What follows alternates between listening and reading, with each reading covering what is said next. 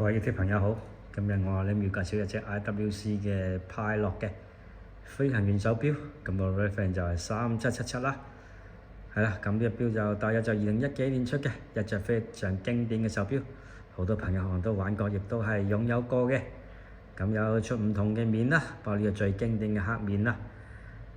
，43蚊嘅錶徑，一個就不鏽鋼嘅錶殼啊，咁就飛行員錶面嚟嘅。嗰個計時啊，計時就係6同埋12啊，另外小秒針就紅色嘅針喺9點位嘅，大三角形啊喺12點位，另外係呢個3點位開咗個窗啦。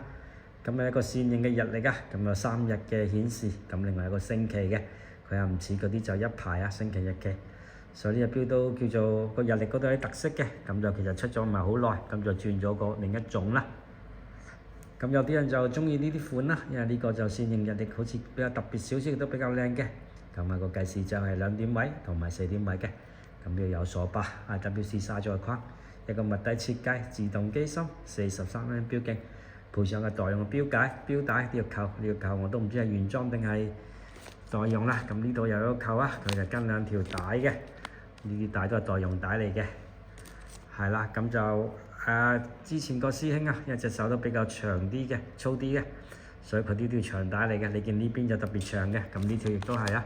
咁如果你就太長嘅，我就可以送條帶俾你啦。係啦，咁就有張卡，2015年嘅2015張卡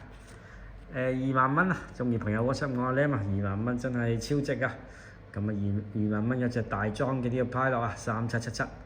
係啦，啲人全部都買緊2萬幾嘅。咁啊，中意朋友記得就 WhatsApp 我咧，同埋記得訂閱我頻道嘅，